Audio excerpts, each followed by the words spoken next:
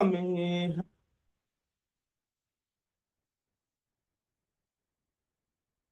वाञ्छा कल्पतरुभ्यश्च कृपा सिन्धुभ्येव च पतितानां पावनेभ्यो वैष्णवेभ्यो नमो नमः। जय श्री कृष्ण चैतन्य प्रभु नित्यानंद श्री अद्वैत गदाधर शिवासादि गौर भक्त वृंद। हरे कृष्णा कृष्ण कृष्ण हरे हरे, हरे राम राम राम हरे हरे। हरे कृष्णा कृष्ण कृष्ण हरे हरे, हरे राम राम राम हरे हरे। स्वागत है आप सभी का श्रीमद् भगवद गीता यथारूप की सुबह के सत्र में आप सभी श्रवण कर रहे हैं भगवत वाणी भगवत गीता। हम सब ने अंतिम सत्र में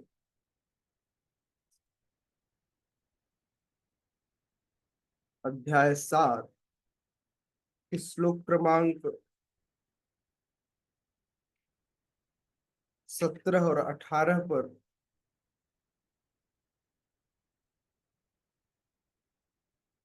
चर्चा की थी।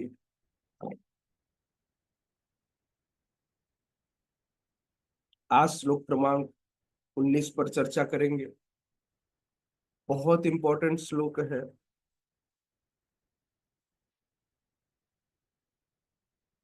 भगवान बताएंगे कि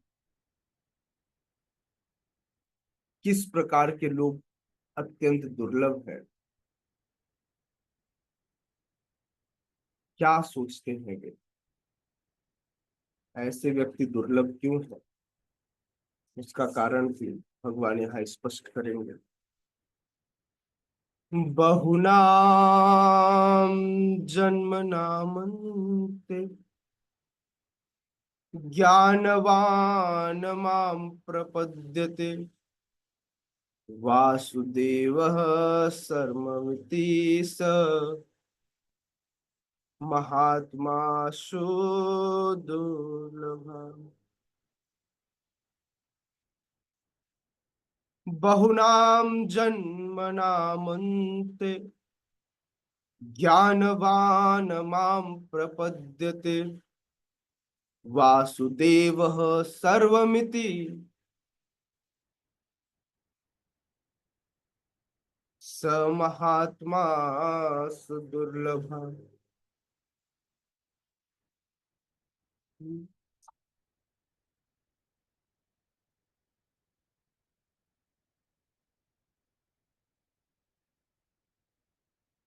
बहुनाम जन्मनामन्ते ज्ञानवान मां प्रपद्यते वासुदेवः सर्वमिति स महात्मा सुदुर्लभः।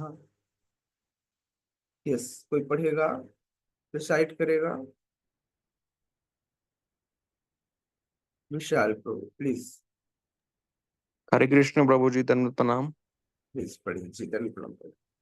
बहुनाम जन्मनामन्ते ज्ञानवान् मां प्रपद्यते वासुदेव सर्वमिति स महात्मा सुदुर्लभ। हरे कृष्ण प्रभु जी। हरे हरे। प्रीति मैया। हरे कृष्णा प्रभु जी, दंडवत प्रणाम। बहुनाम जन्मनामन्ते ज्ञानवान् मां प्रपद्यते वासुदेवः सर्वमिति स महात्मा सुदुर्लभः। हरे कृष्ण। हरे हरे। शर्मिष्ठा मैया। हरे कृष्ण प्रभु जी, दंडवत प्रणाम। बहूनां जन्मनामन्ते ज्ञानवान् मां प्रपद्यते प्रपद्यते वासुदेवः सर्वमिति स महात्मा सुदुर्लभः। हरे कृष्ण प्रभु जी। बस अंजलि मैया। हरे कृष्ण प्रभु जी, दंडवत प्रणाम। धन्यवाद। बहु बहु नाम जन्म नामन्ते ज्ञानवान माम प्रपद्यते वासुदेव सर्वमिति स महात्मा सुदुर्लभ। हरे हरे। आश्रिता मैया। हरे कृष्णा प्रभु जी, दंडवत प्रणाम जी। बहुनाम जन्मनामन्ते ज्ञानवान माम प्रपद्यते वासुदेवः सर्वमिति स महात्मा सुदुर्लभः। हरे कृष्णा। Thank you. पुष्पेंद्र। हरे कृष्ण प्रभु जी। बहूनां जन्मनामन्ते ज्ञानवान् प्रपद्यते वासुदेव सर्वमिति स महात्मा सुदुर्लभ। हरे कृष्ण। बहुत शुक्रिया। हरि हरे कृष्ण।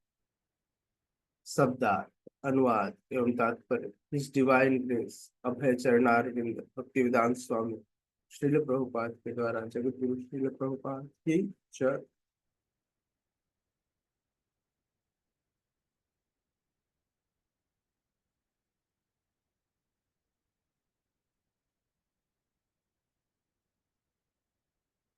बहुनाम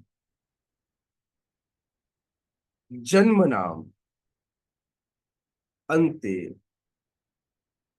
बहुनाम अर्थात अनेक, जन्म नाम जन्म तथा मृत्यु के चक्र के अंते अंत में, ज्ञानवान ज्ञानी माम मेरी प्रपद्यते शरण ग्रहण करता है, वासुदेव भगवान कृष्ण सर्वम सब कुछ इति इस प्रकार सह ऐसा महात्मा महात्मा महात्मा सुदुर्लभ अत्यंत दुर्लभ है।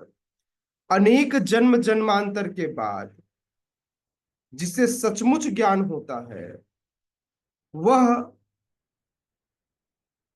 मुझको समस्त कारणों का कारण जानकर मेरी शरण में आता है। ऐसा महात्मा अत्यंत दुर्लभ है।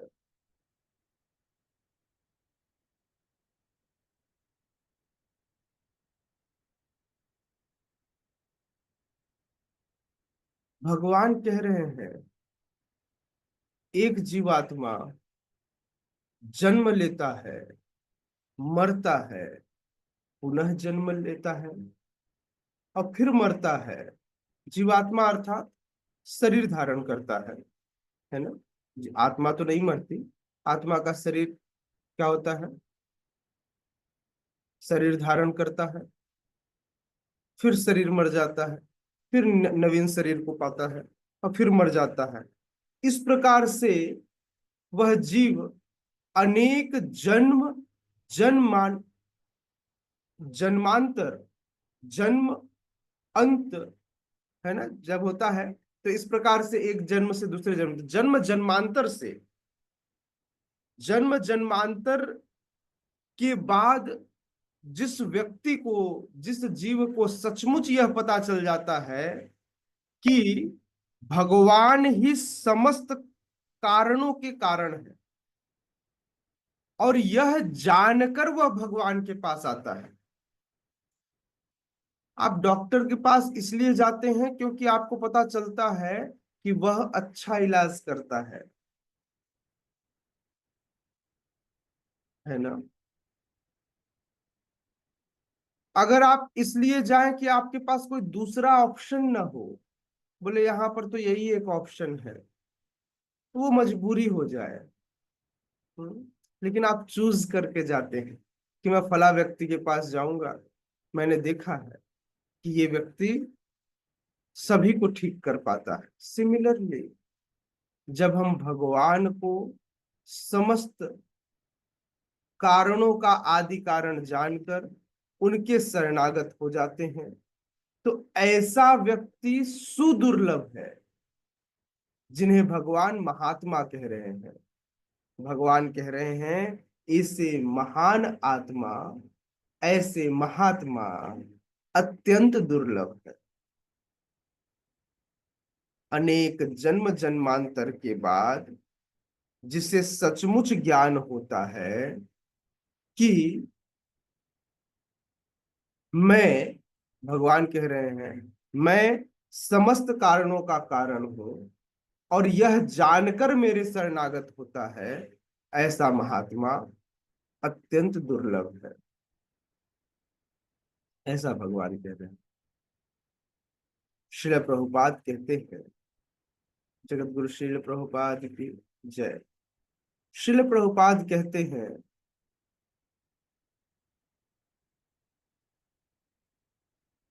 जब व्यक्ति खूब सारे अनुष्ठान करता है, हाँ, तब जाकर के अनेकों नेक जन्मों के बाद उससे दिव्य ज्ञान होता है। इसको कुछ इस तरह भी समझ सकते हैं। मान लीजिए कोई व्यक्ति खूब पूजा पाठ करता है, हाँ, कभी किसी समय में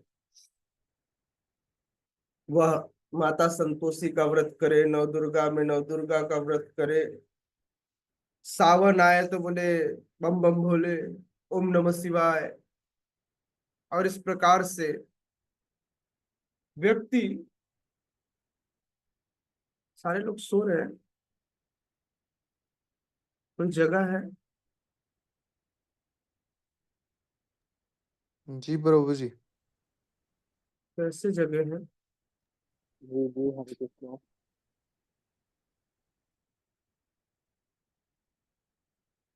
तो श्रील प्रभुपाद कहते हैं कि जब व्यक्ति भक्ति या कई प्रकार के दिव्य अनुष्ठान करता है तो धीरे धीरे उसकी बुद्धि खुलती है, और फिर उसे दिव्य ज्ञान प्राप्त होता है। एक लंबे समय के बाद करते करते भक्तों की कृपा से, देवी देवताओं की भी कृपा से, अथवा भक्ति के छोटे छोटे जो हम कार्य संपन्न करते हैं, श्रवणम कीर्तनम विष्णु स्मरणम पाद सेवनम वंदनम अर्चनम दास्यम साख्यम आत्म निवेदनम, जब हम भक्ति के छोटे छोटे कार्य संपन्न करते हैं, अनायास ही मुख से भगवान का नाम निकल जावे, तो ये छोटे छोटे कार्य हैं। अनायास ही हम कथा सुन लेवे, तो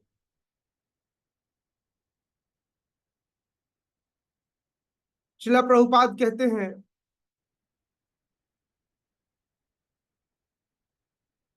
कि ऐसा व्यक्ति तब जाकर समझ पाता है कि आत्म साक्षात्कार मतलब यह जान लेना कि मेरे जीवन का चरम लक्ष्य श्री भगवान ही है। यह आत्म साक्षात्कार का कंप्लीट ज्ञान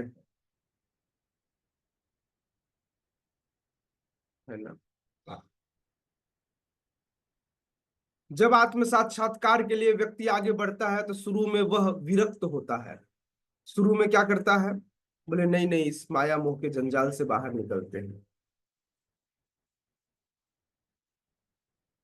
और फिर एक समय के बाद उसे लगने लग जाता है भगवान तो ऐसे है नहीं, भगवान तो पूरे कण कण में व्याप्त है, भगवान निराकार है, भगवान निर्विशेष है, और इस तरह से उसका झुकाव बढ़ता है। लेकिन जैसे जैसे वह आगे बढ़ता है तब उसे समझ में आता, ओह, भगवान निर्विशेष निराकार तो उनका एक दूसरा स्वरूप है, एक पहलू है। भगवान तो मूलतः साकार है, सच्चिदानंद है। अब तब जाकर वह भगवान को थोड़ा सा समझ जाता है, जब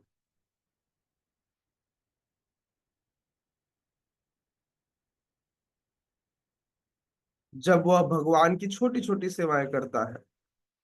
कभी भगवान के मंदिर में झाड़ू लगाना, कभी प्रसाद बनाना, अब प्रसाद बनाना ना आए तो एटलीस्ट सब्जी काटना, वो भी ना आए तो भगवान के मंदिर में बैठकर कीर्तन करना, नाचना, प्रसाद पाना यह भी सेवा है, प्रसाद खाना यह भी सेवा है।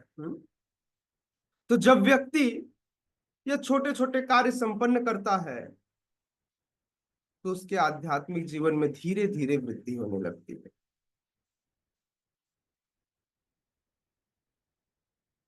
और जब इस बात का अनुभव हो जाता है कि कृष्ण ही, श्री भगवान ही मेरे सर्वस्व हैं, तब जाकर वह उनकी शरण ग्रहण करता है। वह समझ जाता है कि कृष्ण के अतिरिक्त कोई मेरा दूसरा रक्षक नहीं।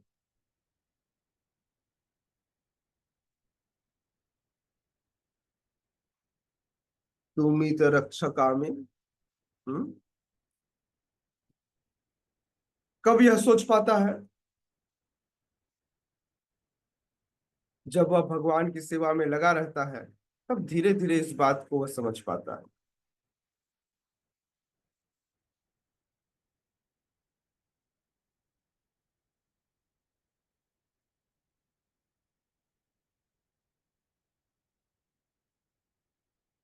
तो ऐसी समय पर व्यक्ति इस बात को समझ सकता है कि मैं किसी भी प्रकार से भगवान के किसी नियम से मुक्त नहीं हूं।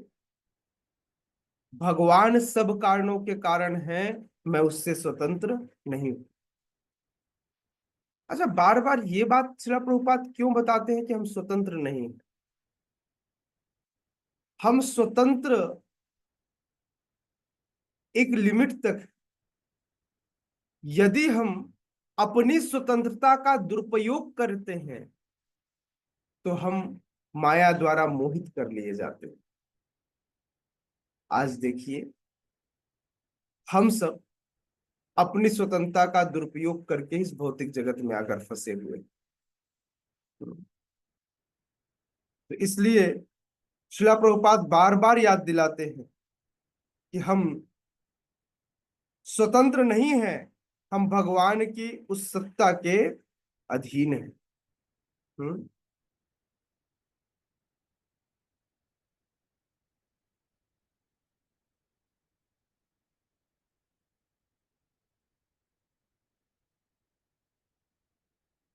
क्योंकि व्यक्ति का दुख कैसे जाता है, तो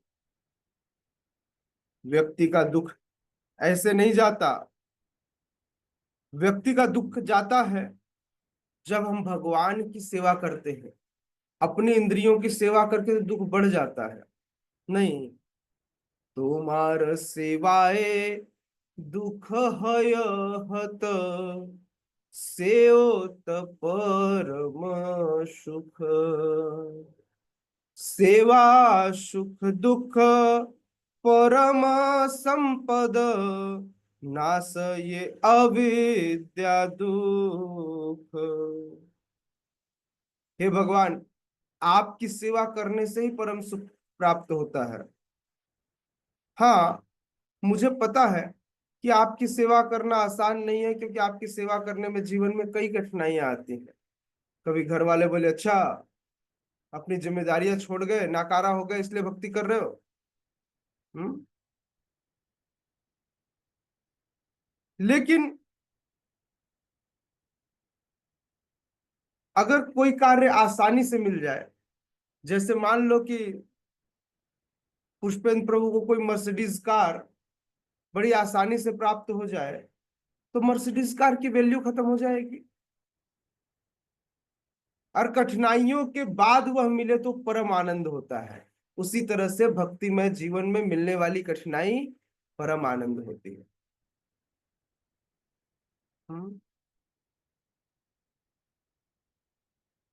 क्योंकि जब भी भगवान की सेवा करने में जो भी सुख या दुख मिले, यह परम आनंद है, यह हमारे जीवन की महान संपत्ति है। यह वह अनुभव है जिस अनुभव से हम आगे बढ़ते हैं। और ये सुख दुख ही हमारे जीवन के नाश, ये अविद्या दुख, यह हमारे जीवन के अविद्या रूपी क्लेश को खत्म करता है। हम्म? तो हमारे जीवन में यह सुख दुख आने चाहिए, है ना।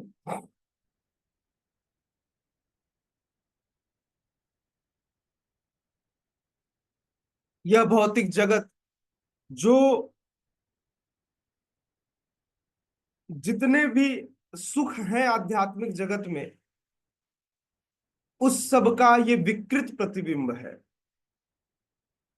जो भी हमको लगता है प्रेम है, वह प्रेम का विकृत स्वरूप इस कलयुग में है, इस धराधाम पर है।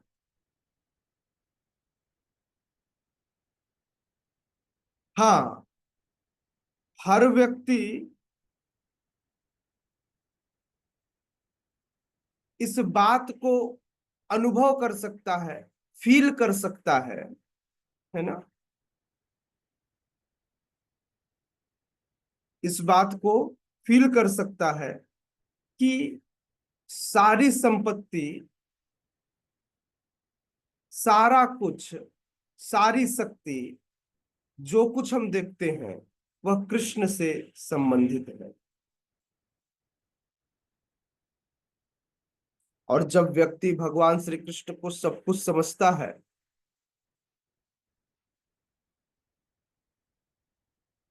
कृष्ण से संबंधित समझता है, तब वह भगवान को परम लक्ष्य मानकर उनकी शरणागति ग्रहण करता है। ऐसे शरणागत होने वाले महात्मा सुदुर्लभ। मैं हमेशा एक बात कहता हूं ना, हम जानते तो सब कुछ है लेकिन मानते नहीं है। जानते तो लेकिन मानते नहीं। यह हम सबकी परेशानी।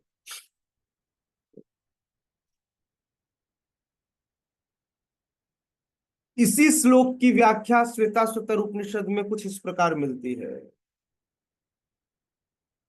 सहस्त्र शीर्षा पुरुषः सहस्त्राक्षः सहस्त्रपात् स भूमिं विश्वते वृत्वा या तिष्ठत दशांगुलम्। पुरुषम एवेदं सर्वं यदभूतं यच्च भव्ययम् उतामृतत्वस्येषाणो यदन्येनातिरोहति। सेम बात छंदोपनिषद में भी कही गई है। न वैवाचो न चंचुषे न सूत्राणि न मनसासित्याचक्षते प्राण इति एवाचक्षते प्राणो हि वैतानि सर्वाणि भवन्ति।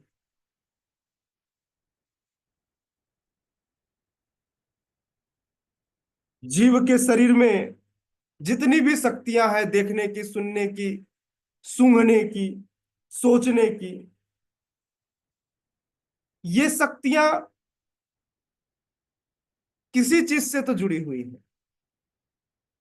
ये शक्तियां तब तक काम करती हैं, जैसे मेरे इस कमरे में एक लाइट लगा हुआ है, पंखे लगे हुए हैं, चीजें रखी हुई हैं, लेकिन इन सब का यूज कब है? कोई बताएगा? आपके कमरे में लगे पंखे, लाइट, जो भी इलेक्ट्रॉनिक आइटम है, इन सब का यूज कब है? कब व्यक्ति इनको यूज कर पाएगा? कौन बताएगा? प्रभु जी जब लाइट होगा। जब लाइट होगा। तो मूल तत्व क्या हुआ? इलेक्ट्रिसिटी। जब लाइट होगी, जब इलेक्ट्रिसिटी होगी, जब बिजली होगी, तब जाकर के। उसी तरह से हमारे अंदर खूब सारी शक्तियां हों, लेकिन इन शक्तियों का मूल क्या है? प्राण, आत्मा। यह जीवन, यदि यह जीवन न हो, यह प्राण न हो, इसके अंदर से आत्मा निकल जाए, तो क्या आंखें देखेंगी, कान सुनेंगी? मुझे नहीं पता भाई, ऐसा होगा। तो इसलिए जिस प्रकार से इस शरीर के अंदर प्राण अर्थात आत्मा मूल है, उसी प्रकार से इस संसार में यदि कृष्ण रूपी मूल तत्व खत्म हो जाए तो जीवात्माओं का कोई मतलब नहीं है। हाँ, जिस प्रकार से हम अपने आंखों का, कानों का, मुख का मिसयूज करते हैं, हम अपने आत्मा के विषय में नहीं सोचते, उसी प्रकार से हम कृष्ण के विषय में नहीं सोचते और हम सब भटकते रहते हैं अपने मूल को छोड़कर।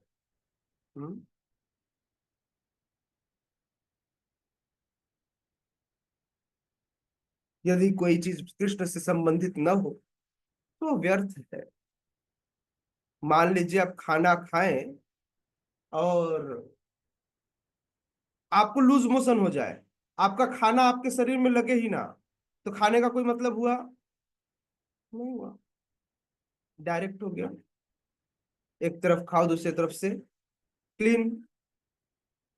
तो जब तक चीजें आपके शरीर को पोषित न करे, आपके आत्मा को सही पोषित न करे, तब तक उन कार्यों का कोई मतलब नहीं है। भगवान सर्वव्यापी है।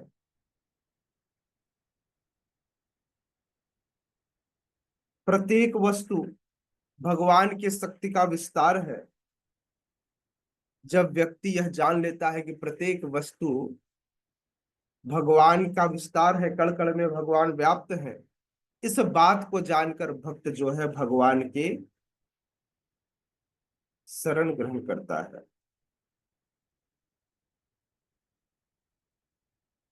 यदि आप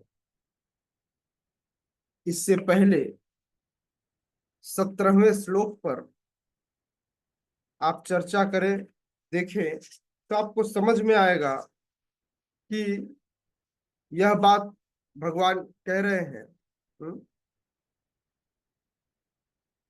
कि जो परम ज्ञानी है वही भगवान की शरण में आता है, वह सर्वश्रेष्ठ है,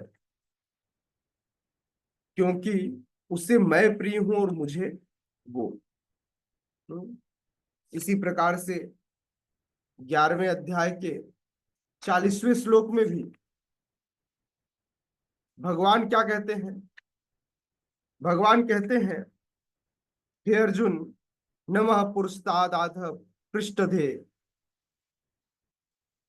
अर्जुन भगवान से कहते हैं, हे भगवान, नमः पुरस्तादाथ पृष्ठस्तते, नमोस्तुते सर्वत एव सर्व, अनंत वीर्यामित विक्रमस्त्वं, सर्वं समाप्नोसि ततोसि सर्वः। अर्जुन कहते हैं, हे भगवान, मैं आपको आगे पीछे और चारों ओर से नमस्कार करता हूं। अर्थात भगवान सर्वव्यापी हैं। हे असीम शक्ति, आप अनंत पराक्रम के स्वामी हैं और सर्वव्यापी हैं और आप सब कुछ हैं, है ना? यह अर्जुन का तथ्य है, जो भगवान को सब कुछ मानता है, जो समझ गया आगे पीछे ऊपर नीचे भगवान के अलावा कुछ और व्याप्त नहीं है। इस शरीर में, संपूर्ण शरीर में चेतना व्याप्त है, जो आत्मा का गुण है, जिसे आप प्राण कह सकते हैं। यदि यह चेतना चली जाए तो आपके खाने, देखने, सुनने का कोई मतलब नहीं रह जाएगा। Isn't it? Thank you. बताइए, कोई प्रश्न है यहाँ तक? नहीं तो फिर आगे बढ़ेंगे।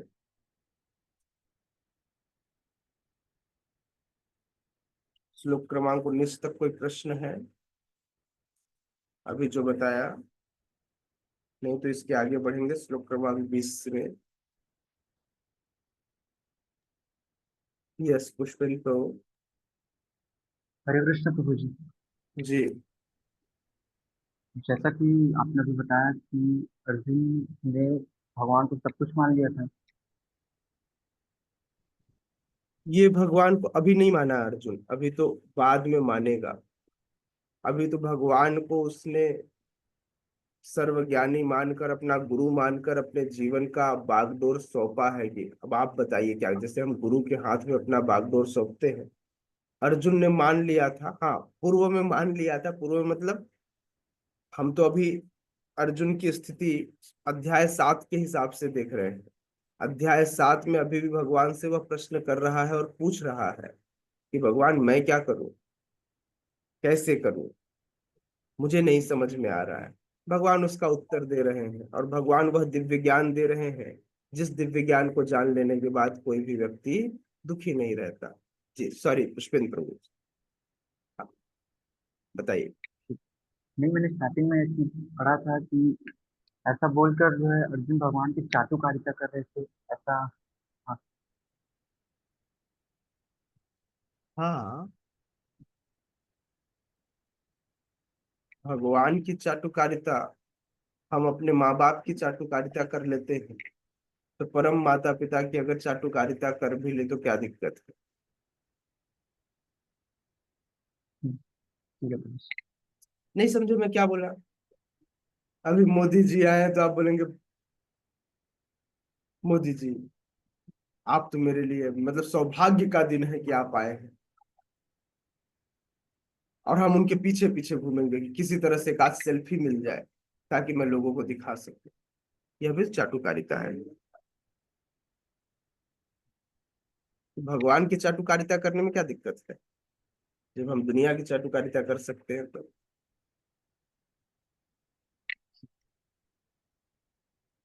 धन्यवाद। है ना? ऐसे।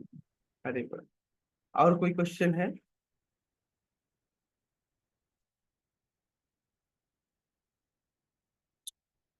पार्थ गोविंद प्रभु पूछ रहे हैं, प्रभु जी जब सारे रूप उन्हीं के हैं, उन्हीं की आज्ञा से हम डेमीगॉड्स को पूजते हैं, तो फिर वो फर्स्ट में ही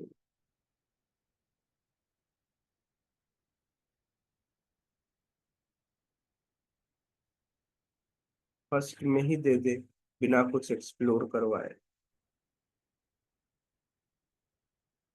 भगवान की ये अचिंत्य शक्तियां हैं, भगवान की ये विस्तार है ना? अ बिल्कुल। आपने यूनिवर्सिटीज के बारे में सुना होगा, कोई यूनिवर्सिटी होती है और उस यूनिवर्सिटी से कुछ कॉलेज एफिलेटेड होते हैं। जब एग्जाम होता है तो उस एग्जाम के बाद उस ब्रांच से, जिस ब्रांच में आपने एग्जाम दिया है, वहां से पेपर कहाँ आता है? यूनिवर्सिटी में आता है। डिग्री या जो रिजल्ट बनती है वह कहाँ से बनती है? यूनिवर्सिटी से बनती है। लेकिन यूनिवर्सिटी है इसलिए वे ब्रांचेस हैं, वे ब्रांचेस हैं इसलिए यूनिवर्सिटी नहीं है। अब रही बात अब रही बात कि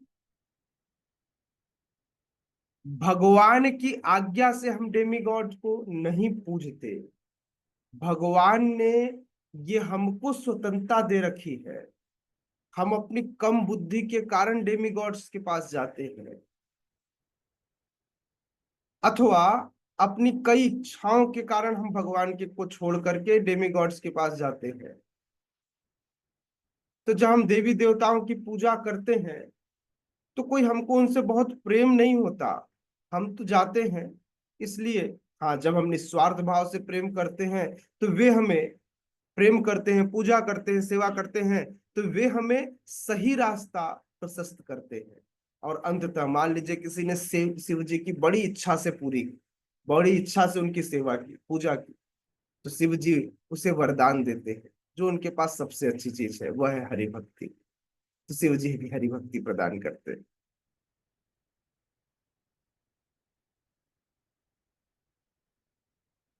मेरे पास 100 रुपए हो और आप मुझसे 101 रुपए मांगोगे तो मैं कैसे दूंगा? इसी तरह से परम धाम, हाँ, इसी प्रकार से परम धाम, बैकुंठ, भगवत धाम, भगवत स्थान कौन दे सकता है हमको? मुकुंद, मुक्ति के प्रदाता, ये ब्रह्मा या शिव भी नहीं दे सकते। तो जब उनके पास है ही नहीं तो देंगे कैसे?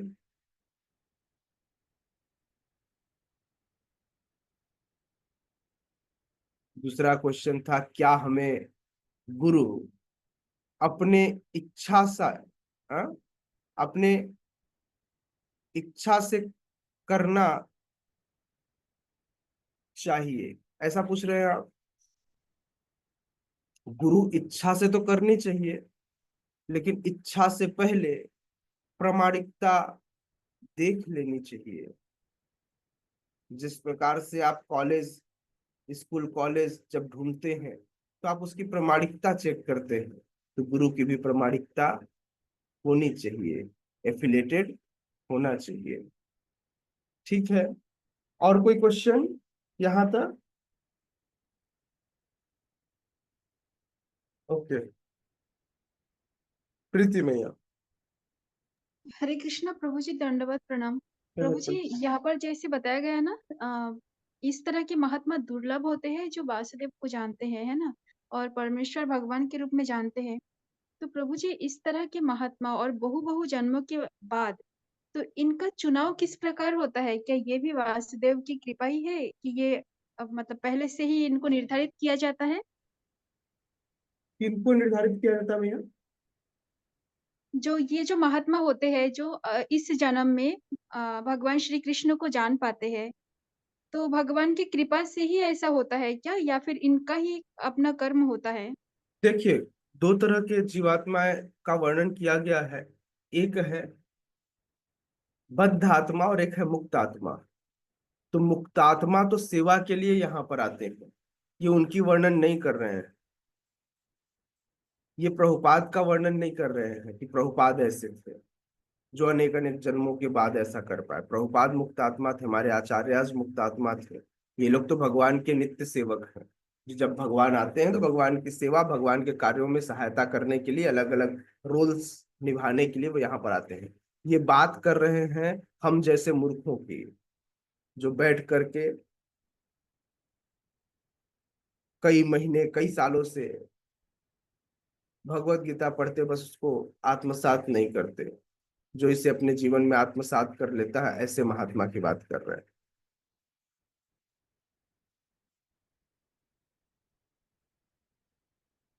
जी प्रभु जी, धन्यवाद। हरे समझ कृष्णा। में आया ना? वो हमारी बात कर रहे हैं, है ना? ये भगवान के द्वारा निर्धारित नहीं होते हैं। जो व्यक्ति अभी भक्ति का प्रयास कर रहा है और इसे अपने जीवन में आत्मसात करता है, ऐसे व्यक्तियों की बात कर रहे हैं।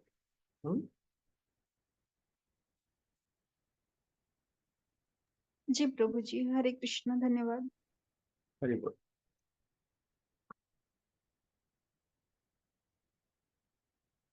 ओके, तो श्लोक क्रमांक 20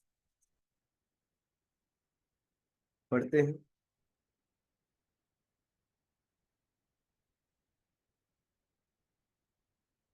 कामैस्तैस्तैर्हृत ज्ञान प्रपद्यन्तेऽन्यदेवता तम तम नियममास्थाय प्रकृत्या नियता स्वया। आपके प्रश्न का उत्तर है, कहाँ गए पार्थ गोविंद प्रभु? ध्यान से देखिए, आपने जो प्रश्न किया था भगवान आपको उत्तर दे रहे हैं। कामैस्तैस्तैर्हृत ज्ञान, ऐसा व्यक्ति जिसकी इच्छाओं के द्वारा, जिसकी काम इच्छाओं के द्वारा, जिसकी भौतिक इच्छाओं के द्वारा क्या हो गया है? हृत ज्ञाना, जिसकी बुद्धि मार दी गई है। प्रपद्यन्ते अन्य देवता, वह देवताओं की शरण में जाते हैं। तम तम नियमास्थाय, और वे अपने अपने स्वभाव के अनुसार, प्रकृत्या नियता स्वया, वह क्या करते हैं? विधि विधानों का पालन करते हैं और पूजा करते हैं। कामस्तैस्तैर्हृत ज्ञान प्रपद्यन्तेऽन्य देवता तम तम नियमास्थाय प्रकृत्या नियता स्वया। यस, प्लीज पढ़िए। कौन पढ़ेगा? प्रीति मैया, पढ़िए। हरे हरे कृष्ण प्रभु जी। कामस्तैस्तैरितज्ञान प्रपद्यन्ते देवता तम तम नियमास्थाय प्रकृत्या नियता सया। हरे हरे हरे। कृष्ण। यश शर्मिष्ठा माता जी पढ़िए। हरे कृष्ण प्रभु जी। कामैस्तैर्हृत्यान प्रपद्यन्ते नय देवताः तं तं नियमा स्थाय प्रकृत्या नियतः सव्या। यश विशाल प्रो। हरे कृष्ण प्रभु जी। कामैस्तैस्ते हृतज्ञान प्रपद्यन्ते नय देवता तं तं नियममास्ताय प्रकृतया नियता स्वया। यस पुष्पेन प्रो। हरे कृष्ण प्रभु जी। कामैस्तैस्ते हृतज्ञानाः प्रपद्यन्ते अन्यदेवता तं तं नियमास्थाय प्रकृत्या नियता स्वया। हरे कृष्ण। आशिता भैया। हरे कृष्णा प्रभु जी। जी। कामस्तैस्तैर्तज्ञाना प्रपद्यन्तेऽन्यदेवता तं तं नियमामस्थाय प्रकृत्या नियता स्वया। यस हिना मैया। हरे कृष्ण प्रभु जी, दंडवत प्रणाम। धन्यवाद। कामस्तैर्हितज्ञाना प्रपद्यन्ते न्यदेवता तं तं नियमस्थाय प्रकृत्या नियता स्वया। हरे कृष्ण प्रभु जी। संसार भोजली गौरांग भूलिली ना सुनिली साधुर को था इह पर काल दुकाल खोयले खाइले आपन माथा। भक्ति विनोद ठाकुर लिखते हैं कि अरे बेवकूफ मन, तूने इस जीवन में जो साधु हैं, जो संत हैं या जो गुरु हैं, उनकी बात नहीं मानी और भगवान को भूल गया। तूने भजन नहीं किया और तूने क्या किया? संसार भज ली। तूने पूरा जीवन अपने इस भौतिक संसार को भजने में, उसको पाने में लगा दिया और इस प्रकार से तूने इस जगत को, इस जगत के सुख को तो नष्ट किया ही साथ परकाल, इस जगत और परलोक दोनों को ही तूने नष्ट कर दिया है। हम सब इसी कैटेगरी के है ना। तो भगवान कह रहे हैं जिसकी बुद्धि भौतिक इच्छाओं द्वारा मारी गई है वे देवताओं की शरण में जाते हैं और अपने अपने स्वभाव के अनुसार पूजा के विशेष विधि विधानों का पालन करते हैं। समझ रहे हैं?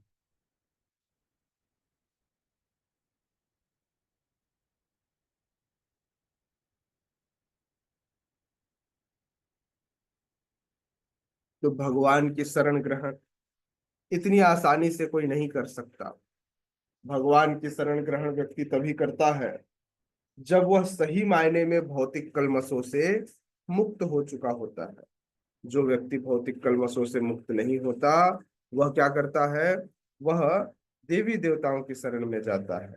लेकिन जो मुक्त हो जाता है वह भगवान की शरण में जाता है और भगवान की भक्ति में तत्पर रहता है।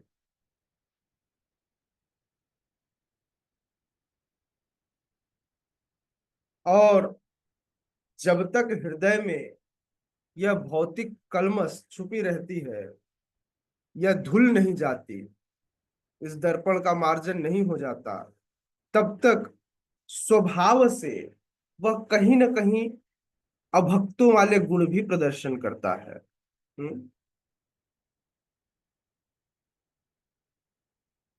किंतु हम सबकी कैटेगरी कैसी है?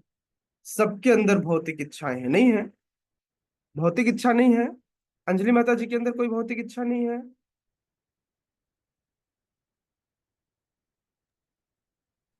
जी प्रभु जी है।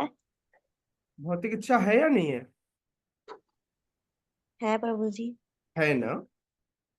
हिना माता जी के अंदर, है प्रभु जी।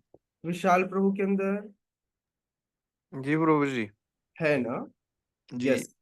इस भौतिक इच्छा के होते हुए भी जब व्यक्ति कृष्ण को जानने और पाने की तरफ उन्मुख होता है, तो ऐसा व्यक्ति माया के मोह से छूट जाता है। इच्छाएं होते हुए भी इच्छाओं को एक साइड में रखकर हम भगवान की सेवा में दृढ़ प्रतिज्ञ होते हैं। तब क्या करते हैं, भगवान फिर माया के चंगुल से छुड़ा ले जाते हैं। वे भगवान की जो बहिरंगा शक्ति है, जो माया है, उससे आकृष्ट नहीं होते, क्योंकि वे सही उद्देश्य की ओर अग्रसर होते हैं। अतः बहुत जल्दी ऐसे समस्त प्रकार के भौतिक कामनाओं से ऐसा व्यक्ति मुक्त हो जाता है। सभी के अंदर भौतिक इच्छाएं, लेकिन एक समय आएगा कि इन भौतिक इच्छाओं से व्यक्ति मुक्त हो जाएगा। हम्म श्रीमद् भागवतम में भगवान कहते हैं, अकामः सर्व कामो वा मोक्ष काम उदारधि तीव्रेण भक्ति योगेन यजेत पुरुषम परम। हम्म श्रीमद् भागवत में कहा गया है कि जब व्यक्ति स्वयं को भगवान की सेवा में समर्पित करता है, उनकी पूजा करे, तो वह धीरे धीरे वह क्या होता है, भौतिक इच्छाओं से रहित हो जाता है, और एक समय के बाद वह मुक्ति पाने योग्य हो जाता है। लेकिन जो मूर्ख लोग हैं, कम बुद्धि वाले लोग हैं, जिन्हें भगवान अल्पज्ञ कह रहे हैं, श्रीला प्रभुपाद कहते हैं, वह अपनी आध्यात्मिक चेतना खोकर भौतिक इच्छाओं की अविलंब पूर्ति के लिए देवताओं की शरण में जाते हैं। शास्त्रों में, पूर्व में आप देखेंगे, जितने भी असुरगण हुए, राक्षस हुए, इन लोगों ने अपनी भौतिक इंद्रिय तृप्ति के लिए, दौलत तुरंत पूरी होनी चाहिए, इसलिए देवी देवताओं की शरण में जाकर उनसे अनेकानेक वरदानों की अपेक्षा करते हैं।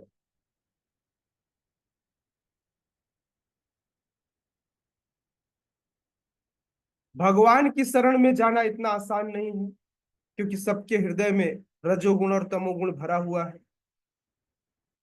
तो इसलिए सामान्यतः लोग रजोगुणी और तमोगुणी होते हैं, अतः वे विभिन्न देवताओं की पूजा करते हैं और पूजा के विधि विधानों का पालन करने में ही प्रसन्न रहते हैं।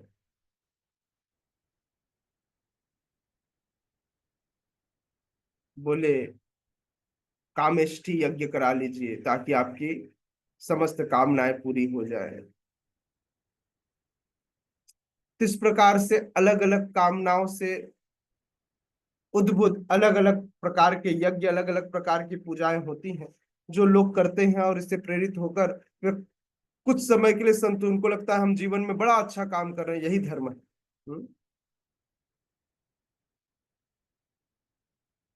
लेकिन ये छोटे छोटे जो देवी देवताओं के लिए यज्ञ किए जा रहे हैं अपनी इच्छा से, ये आपको परम लक्ष्य तक नहीं पहुंचा सकते। हाँ, भक्त पथ भ्रष्ट नहीं होता।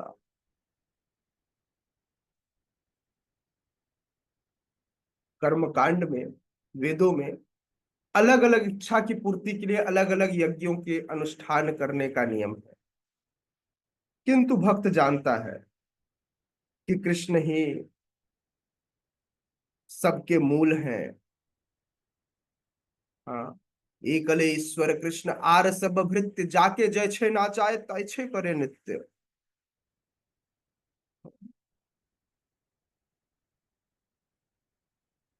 एक ईश्वर, एक नियंता कृष्ण है, हाँ, अन्य सब दास।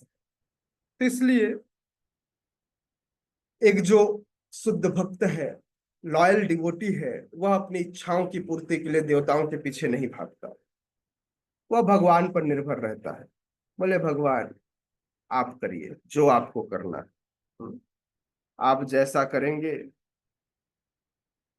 हाँ, वह सब कुछ ठीक ही करेंगे, मुझे पता है, क्योंकि मैं अपनी बुद्धि से कुछ भी करूंगा तो सब गड़बड़ हो जाएगा, है ना। तो इसलिए हे कृष्ण, आप ही कीजिए।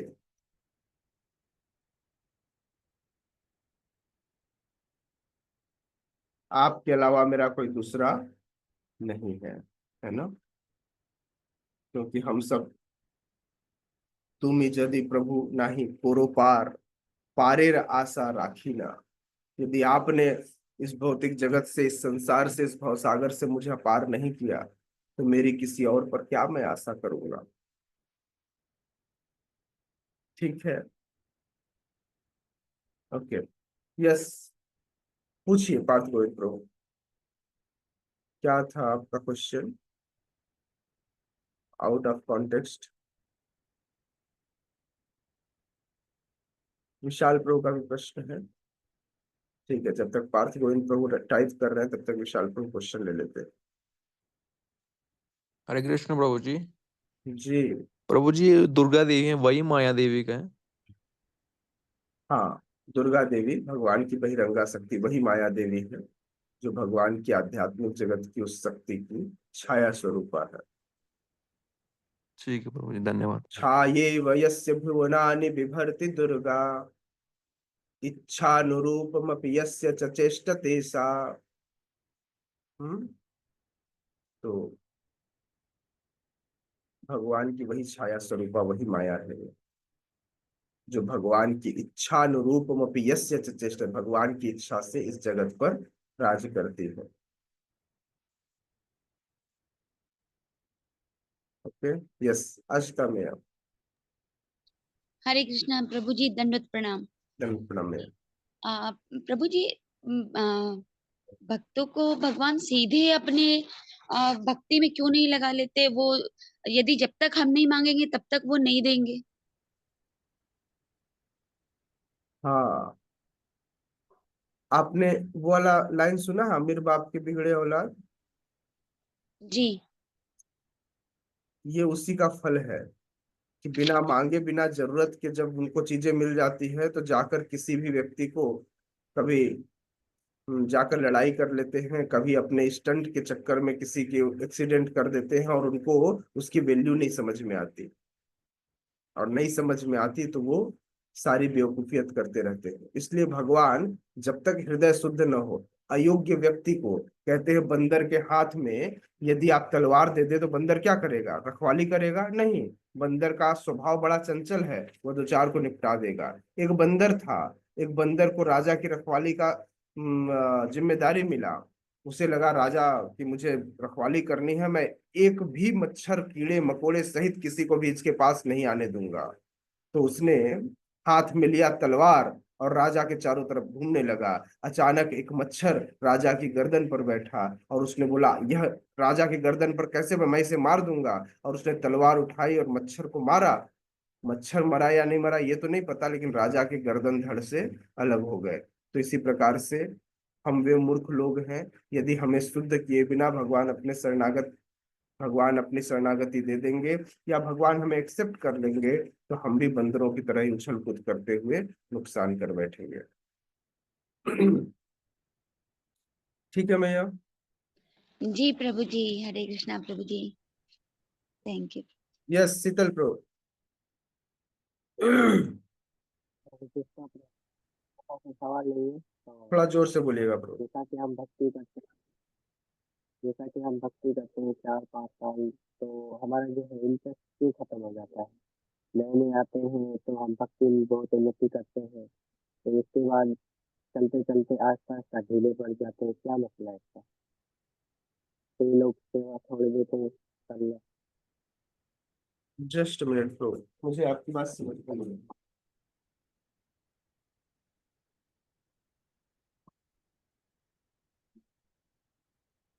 हाँ, अब बोलिए, बोलिए शीतल प्रो, फिर से एक बार क्वेश्चन रिपीट कीजिए प्लीज।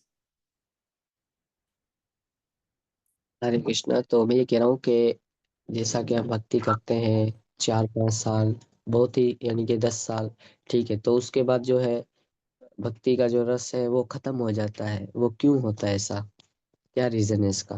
क्योंकि हम लापरवाह हो जाते हैं, क्योंकि हमको लगने लग जाता है कि हम भक्ति में बड़े बढ़ चढ़ गए हैं। अब हम भक्ति के विधि विधानों को पहले नियमित फॉलो करते थे, हम बड़े टाइम से उठ जाते थे, और अब भक्ति में आकर हम जिस द्वेष ईर्ष्या को बाहरी समाज में छोड़कर आए थे, उस द्वेष ईर्ष्या को हम भक्तों के बीच में करने लगते हैं। अब पहले हमें भक्त बड़े प्रिय लगते थे, ऐसा लगता था बैकुंठ से ये लोग आए हुए हैं। अब उन्हीं भक्त के साथ हमारी लड़ाई होने लगती है, क्योंकि हम भक्तों से जलने लग जाते हैं। हमको लगता है यार मुझे ये वाली पोजीशन मिलनी चाहिए, प्रभु जी मेरी तारीफ करते तो अच्छा होता, प्रभु जी इसके साथ क्यों रहते हैं, क्या यही सब कुछ है, अरे मैं सीनियर हूं, मैं पहले आया था, मेरे लिए ये कार्य होना चाहिए। और इस प्रकार से मूर्खता करने के लिए हम सब आगे बढ़ जाते हैं। तो इसलिए जब व्यक्ति जब व्यक्ति भक्ति में आकर भक्ति के विधि विधानों को छोड़कर पुनः भौतिक जगत के काम क्रोध लोभ मोह मद मत्सर्य से पीड़ित होने लगता है ना, भगवान को छोड़ वह अपनी इच्छाओं को, इंद्रिय तृप्ति वह भगवान की भक्ति के अंदर ढूंढने लगता है, और भक्तों के बीच में तब ये परेशानी आती है। ठीक है।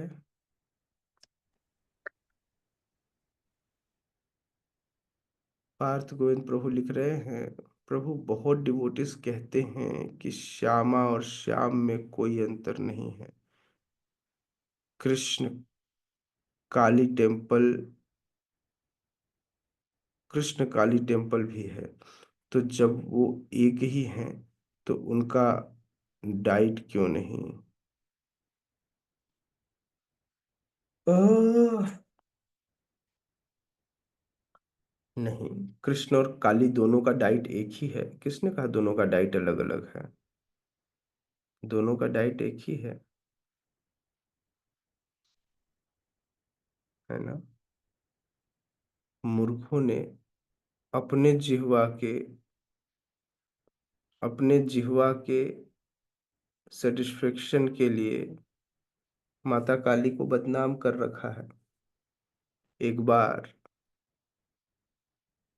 एक साधु जो माँ काली के भक्त थे, उनके मित्र वैष्णव थे,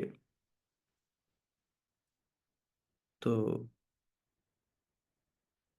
उनके वैष्णव मित्र ने काली माता के भक्त से कहा, आप क्यों ये बलि देते हैं, क्यों बकरों को मार देते हैं? बोले माता काली को मैं भोग लगाता हूँ, माता काली बड़ी प्रसन्न होती हैं, माता काली का मैं प्रसाद पाता हूँ। बहुत समझाया न समझे। कुछ समय बाद कुछ समय बाद जब मिलने आए तो उनके मित्र दोनों बूढ़े हो चुके थे। तो वैष्णव मित्र ने पूछा कि क्या आपका अभी पूजा पाठ अच्छा चल रहा है, क्या अभी भी आप भोग लगा रहे हैं?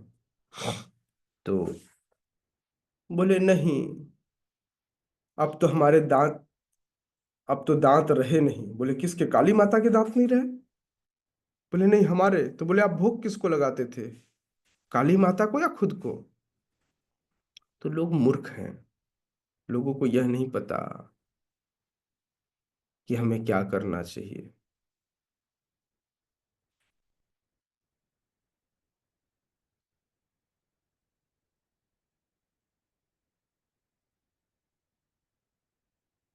और बहुत सारी चीजें हैं, जब लोगों ने अपनी इंद्रिय तृप्ति के लिए वेदों के वाक्यों को गलत तरीके से प्रेजेंट करना शुरू किया, तब बुद्ध आए और उन्होंने वेदों का खंडन कर दिया, क्योंकि लोग समझने को तैयार नहीं थे, है ना।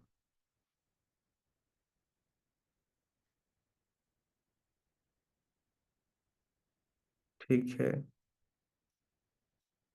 Thank you so much. और कोई प्रश्न है? हरे कृष्ण प्रभु जी, धन्यवाद। जी। प्रभु जी अभी होली चल रही है, तो ना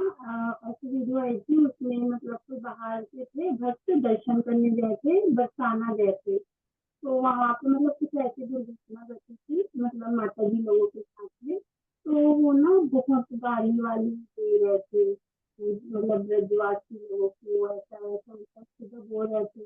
तो मतलब कई लोग तो बोल रहे थे कि आप गाली मत दो, तो आपको अपराध लगेगा, लेकिन वो बोलते हैं कि मैं क्यों ना दूँ, जैसे ऐसे वैसे कैसे। तो दीदी तो क्या मतलब ऐसा नहीं करना चाहिए था, मतलब मेरे ख्याल से तो प्यार से भी बोल सकती थी वो माता जी, लेकिन वो ना मतलब ब्रजवासी लोगों को बहुत उल्टा सीधा बोल रहे थे। तो कभी भी थोड़ा सा मार्गदर्शन करेंगे कि ऐसा क्यों है?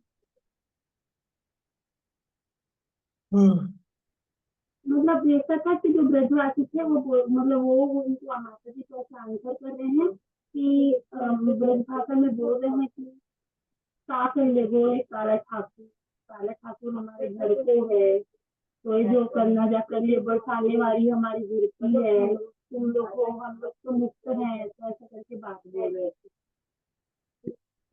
कोई बात नहीं। हमें धाम इसीलिए धाम अकेले नहीं जाना चाहिए, धाम भक्तों के साथ जाना चाहिए, ताकि भक्त लोग उस धाम को सही मायने में बता सके, है ना। तो व्यक्ति जब केवल धाम में अकेले जाता है और अपनी बुद्धि से उसको समझने का प्रयास करता है तो नहीं समझ पाता है। इसलिए सारे लोगों को चेतावनी दी जाती है कि जब भी किसी धाम जावें तो भक्तों के साथ जावें, है ना, जो आपको सही मायने में चीजों को गाइड कर सके। नहीं तो इस तरह से धाम में जाकर आप सेवा करेंगे, पुण्य करेंगे, ये तो नहीं पता, लेकिन पाप करके अवश्य आएंगे, जो आपको इस भवबंधन में फंसाने वाला होगा। ठीक है, थैंक यू सो मच। हरे कृष्णा। जगत गुरु श्रील प्रभुपाद की जय। उपस्थित गौर भक्त वृंद की जय। निताय निताय गौर प्रेमानंदे। हरि हरि बोल।